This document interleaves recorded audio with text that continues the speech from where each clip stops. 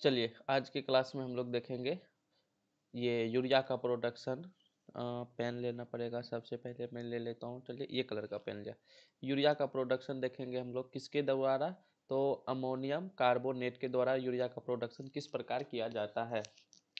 Flow sheet से समझेंगे हम लोग यूरिया का प्रोडक्शन, और ये लेक्चर केमिकल इंजीनियरिंग स्टूडेंट के लिए है। थोड़ा मैं इसको थिन कर लेता हूँ। चलिए अब सही है।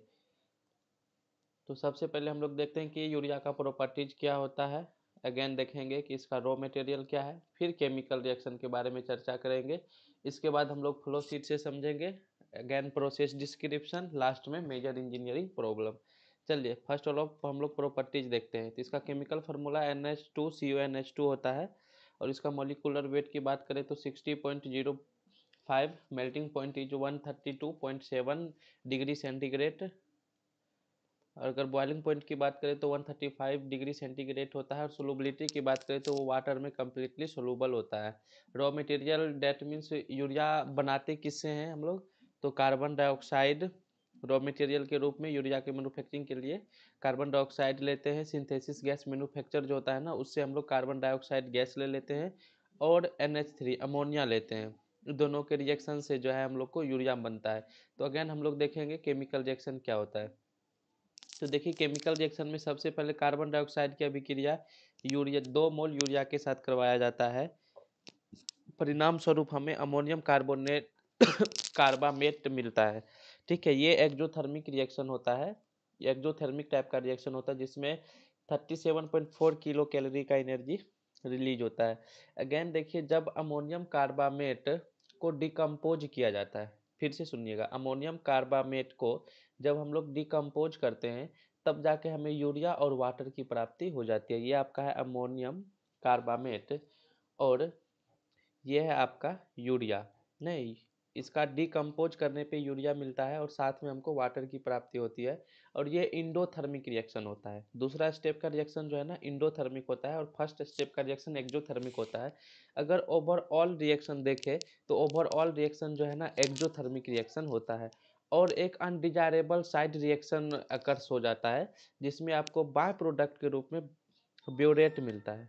बाय प्रोडक्ट के रूप में ब्यूरेट मिलता है, जो डिसएडवांटेज है हम लोग को इंडस्ट्री में जो है ना, सबसे ज़्यादा टारगेट यहीं पे रहता है कि ब्यूरेट कम से कम मात्रा में बने, ये साइड रिएक्शन कम से कम हो। ठीक है, क्योंकि मेन फोकस हम लोग का यूरिया पे रहता है, इस यूरिया पे। चलिए नेक्स्ट देखते हैं हम लोग। प्रोसेस डिस्क्रिप्शन में हम लोग समझेंगे फ्लो शीट के द्वारा कि यूरिया का फॉर्मेशन कैसे होता है। सबसे पहले कार्बन डाइऑक्साइड लिए हैं 1 मोल, और अमोनिया लिए हैं 3 से 5 मोल। इसे ये कंप्रेसर है, दोनों में हम दोनों को, कार्बन डाइऑक्साइड तो गैस है ना, इसको कंप्रेस करते हैं, और NH3 को भी कंप्रेस करके हम लोग यूरिया सिंथेसिस ऑटोक्लेव में भेजते हैं, जहाँ का टेम्परेचर 185 डिग्री सेंटीग्रेड होता है, और वहाँ का प्रेशर 180 एटमॉस्फेरिक का होता है। इसके साइड में इस प्रकार का जैकेट टाइप का लगा हुआ रहता है, जिसमें ठंडा वाटर जो हमेशा सर्कुलेट होते रहता है। सर्कुलेट कूल्ड वाटर हम लोग इसलिए करते हैं ताकि अंदर टेम्परेचर मेंटेन रह सके, ज़्यादा हीट ना हो, क्योंकि इसके अंदर जो है अभी हम लोग जस्ट देखे थे कि ओवरऑल एक्जोथर्मिक रिएक्शन होता है। मतलब यहाँ से हमको हीट मिलने वाला है, ज़्यादा मात्रा में हीट मिलेगा तो रिएक्शन में प्रॉब्लम हो जाएगी, इसलिए हम लोग ठंडा वाटर यहाँ पे डालते रहते हैं हमेशा, ताकि एक्जोथर्मिक रिएक्शन को कंट्रोल किया जा सके। अगेन यहाँ से जो हमको प्रोडक्ट भी यूरिया भी मिलता है, यूरिया के साथ साथ बाय प्रोडक्ट के रूप में ये NH3CO2H2O, ये सारा चीज़ मिल जाता है। सारा रिएक्शन इसी ऑटोक्लेव में अकर्स होता है, सारा रिएक्शन यहीं पे हो जाता है। आगे तो अब प्यूरिफिकेशन का काम है, बस आगे हम लोग बस प्यूरिफिकेशन करते हैं, और सारा रिएक्शन यहाँ हो जाता है, यहाँ पे हमें यूरिया मिल जाता है। यूरिया के साथ साथ देखिए NH3CO2H2O भी मिलता है। इसको हम लोग जो है अगेन 27 एटमॉस्फेरिक, यहाँ पे 180 एटमॉस्फेरिक प्रेशर पे था, इसको हम लोग यहाँ से क्या करते हैं, फ्लैश इवोपरेटर में सेंड करते हैं, और यहाँ का जो प्रेशर है 180 डिग्री एटमॉस्फेरिक से कम करके हम लोग 27 एटमॉस्फेरिक प्रेशर पे लेके आते हैं, 27 एटमॉस्फेरिक प्रेशर। और यहाँ पे जो है 140 डिग्री सेंटीग्रेड यहाँ का टेम्परेचर होता है। यहाँ पे जो अनवांटेड गैसेस है, जैसे NH3 हो गया, CO2 हो गया, ये सब को जो है हम लोग रिसाइकल करके कंप्रेसर जो यहाँ पे चल रहा है ना, जो इसको शुरू में हम लोग CO2 NH3 को पंप किए थे, इसको ऑपरेट करने के लिए ये सारे गैस को हम लोग जो है टरबाइन को चलाने के लिए यूज कर लेते हैं। याद रहे यहाँ से जो रिसाइकल किया जा रहा है इस गैस का, ये फुल रिसाइकल नहीं होता, यहाँ पे पार्शियली रिसाइकल होता है। ठीक है, पार्शियली रिसाइकल यहाँ पे संभव है। अगेन जो है हम लोग वाटर को कंडेंस करके साइड कर लेते हैं।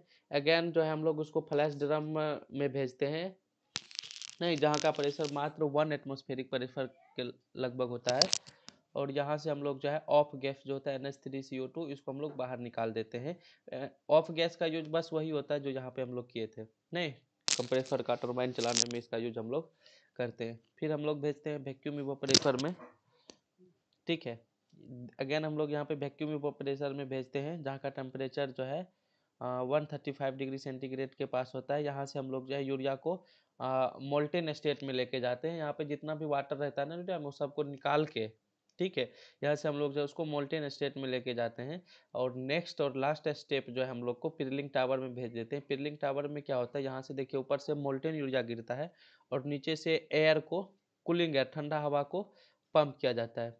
यहाँ से एकदम ठंडा हवा नीचे से प्रेशर में ऊपर जाता है और ऊपर से जो होता है ये यूरिया मोल्टेन स्टेट में इस प्रकार गिरते रहता है। ठंडा हवा के कांटेक्ट में आने से यहाँ पे पिरलिंग टावर में यूरिया जो होता है ग्रेनुअल फॉर्म में कन्वर्ट हो जाता है और हम लोग यूरिया प्राप्त कर लेते हैं। इस यूरिया में ब्यूरेट की मात्रा कम होता है और यहाँ से हम लोग को लगभग 98% प्योर यूरिया की प्राप्ति होती है। चलिए इसका हम लोग प्रोसेस डिस्क्रिप्शन देखते हैं।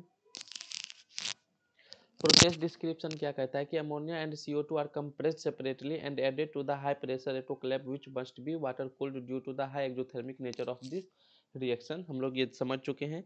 The average residence time in the autoclave में जो प्रोडक्ट को रखने का जो समय है वो लगभग 1.5 से 2 घंटे तक हम लोग कंटिन्यूसली उसको रखते हैं। और वहाँ पे जो हमको प्रोडक्ट मिलता है ऑटोक्लेव सेक्शन में, प्रोडक्ट किसका मिलता है, यूरिया का मिलता है, अमोनियम कार्बोनेट का मिलता है, वाटर का मिलता है और अनरिएक्टेड NH3 भी रहता है और कुछ CO2 भी रहता है।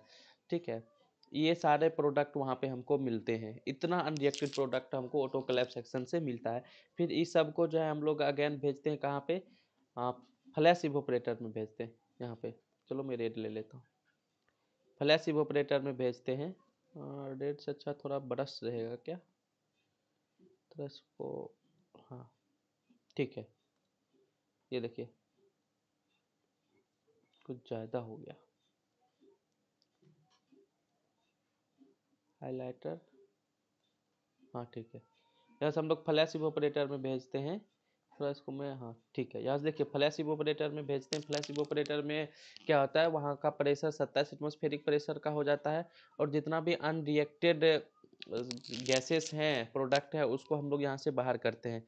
ठीक है, यहाँ से हम लोग बस फ्लैश इवेपोरेटर में जो होता है लिक्विड सेपरेटर और कंडेंसर लगा हुआ रहता है और फ्लैश इवेपोरेटर से अनरिएक्टेड NH3 CO2 H2O और जो सॉल्यूशन है इस सबको रिमूव किया जाता है या रिसाइकल कर लेते हैं। यहाँ पे जो रिसाइकल होता है ना, फुल रिसाइकल नहीं होता है, पार्शियली रिसाइकल ऑप्शन यहाँ पे पाया जाता है। अगेन देखिए कहता है an aqueous solution of carbamate urea is passed, सबको यहाँ से बाहर निकालने के बाद कार्बामेट यूरिया जो बचता है इसको एटमॉस्फेरिक फ्लैश ड्रम में भेजा जाता है, जहाँ पे कार्बामेट का डिकम्पोजिशन होता है। कार्बामेट का किस में, एटमॉस्फेरिक फ्लैश ड्रम में। ये देखिए फ्लैश इवेपोरेटर हो गया, ये फ्लैश ड्रम हो गया, ये एटमॉस्फेरिक फ्लैश ड्रम है। यहाँ पे कार्बामेट का जो है ना डिकम्पोजिशन होता है। ठीक है, डिकम्पोजिशन होने के बाद यूरिया में जो भी बच जाता है ना वो सारा यूरिया में कन्वर्ट हो जाता है। डिकम्पोजिशन होता है। फिर देखिए यहाँ से ऑफ गैस जो होता है ना उसको रिसाइकल कर लिया जाता है। यहाँ से टोटल रिसाइकल ऑप्शन, यहाँ पे फुल रिसाइकल हो जाता है और यहाँ से NH3 को जो है अगेन अमोनियम जो क्या कहते हैं containing less making chemical fertiliser, NH3 को फिर से जो ये आप यहाँ पे देख रहे हैं ना, ये यहाँ पे फिर से वापस भेज दिया जाता है। यहाँ से जो NH3 रहता है और CO2 रहता है, इसको आप फिर से केमिकल फर्टिलिटी के लिए जो है वापस यहाँ पे भेज दिया जाता है।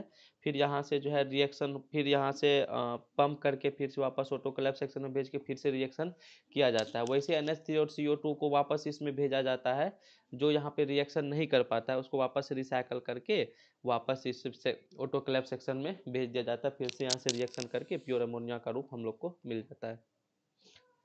यहाँ पे देखिए 80% एक्वस यूरिया का सॉल्यूशन हम लोग को मिल जाता है, जिसे वैक्यूम इवोपरेटर में सेंड करते हैं। वैक्यूम इवोपरेटर में मोल्टेन यूरिया के रूप में कन्वर्ट किया जाता है, जहाँ पे वाटर की मात्रा बस 1% से भी कम रहता है। और मोल्टेन मास को पिरलिंग टावर में डालते हैं, वहाँ पे जो होता है ग्रेनुल फॉर्म में कन्वर्ट हो जाता है। ग्रेनुल फॉर्म में कन्वर्ट कैसे होता है, नीचे से हम लोग कूल एयर को भेजते हैं, ऊपर से मोल्टेन यूरिया को गिराते हैं, जिसकी वजह से हम लोग को जो है ग्रेनुल फॉर्म में यूरिया मिल जाता है।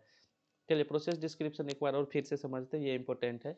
सबसे पहले देखिए CO2 NH3 को कंप्रेस करके ऑटोक्लेव सेक्शन में भेजते हैं, जहाँ पे हमको प्रोडक्ट के रूप में यूरिया मिलता है। इसके साथ में बाय प्रोडक्ट के रूप में अमोनिया, कार्बन डाइऑक्साइड, वाटर मिलता है। नहीं, फिर यहाँ से हम लोग जो है इसको फ्लैश इवोपरेटर में भेजते हैं, जहाँ का टेम्परेचर 27 एटमॉस्फेरिक प्रेशर होता है और यहाँ 140 डिग्री सेंटीग्रेड का टेम्परेचर होता है। यहाँ से बाय प्रोडक्ट को हम लोग जो है बाहर निकाल देते हैं या रिसाइकल करते हैं। यहाँ पे फुल रिसाइकल नहीं होता है, पार्शली रिसाइकल होता है। ठीक है, जैसे मान लीजिए यहाँ से NH3CO2 को वापस रिसाइकल करके फिर से इस ऑटोक्लेव सेक्शन में भेज के यूरिया में कन्वर्ट करने का प्रयास किया जाता है। अगेन प्रोडक्ट को यहाँ से जो है कार्बामेट यूरिया को इस फ्लैश इवोपरेटर से कार्बामेट यूरिया को इस फ्लैश ड्रम में भेजा जाता है। इसका एक और नाम है एटमॉस्फेरिक फ्लैश ड्रम। इस फ्लैश ड्रम में क्या होता है ना कि कार्बामेट यूरिया डिकम्पोज हो जाता है, और जो बाय प्रोडक्ट फ्लैश इवोपरेटर में रिसाइकल नहीं हुआ, क्योंकि यहाँ पे पार्शियल रिसाइकल होता है ना, तो आधा रिसाइकल हुआ और फ्लैश ड्रम में आते ही फुल रिसाइकल हो जाता है। यहाँ पे टोटल रिसाइकल ऑप्शन यहाँ पे हमको मिल जाता है। यहाँ से क्या होता है ना, फुल रिसाइकल होके NH3CO2 जो होता है पूरा रिसाइकल होके वापस ऑटोक्लेव सेक्शन में जाके यूरिया में कन्वर्ट हो जाता है। फिर से फर्दर वही रिएक्शन सारा होता है। फिर यहाँ हम लोग वैक्यूम इवोपरेटर में भेजते हैं। इस वैक्यूम इवोपरेटर का काम क्या है कि यहाँ पे जो है मोल्टेन स्टेट में यूरिया को कन्वर्ट किया जाता है। यहाँ पे वाटर जितना भी होता है ना, उस वाटर की मात्रा को कम कर मोल्टेन स्टेट में कन्वर्ट किया जाता है। तो यहाँ पे वाटर लेस देन 1% हो जाता है। अगेन मोल्टेन यूरिया को हम लोग पिरलिंग टावर में गिराते हैं, नीचे से कूलिंग वाटर जाता है, ऊपर से मोल्टेन यूरिया, जिसके फलस्वरूप हमको यूरिया का ग्रेनुलर फॉर्म कन्वर्ट हो जाता है। ये था overall process description. Process description यहाँ से लिख भी सकते हैं।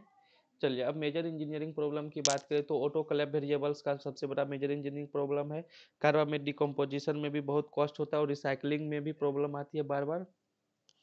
और ग्रेनुअल फॉर्म में यूरिया का जो कन्वर्ट करते हैं पिरलिंग टावर, उसमें प्रॉब्लम आता है, जंग जल्दी जल्दी लगता है। और प्रोसेस डिजाइन को यदि हम कुछ मॉडिफाई करना चाहें तो उसमें भी बहुत टाइम लगता है। ये सारा मेजर इंजीनियरिंग प्रॉब्लम है।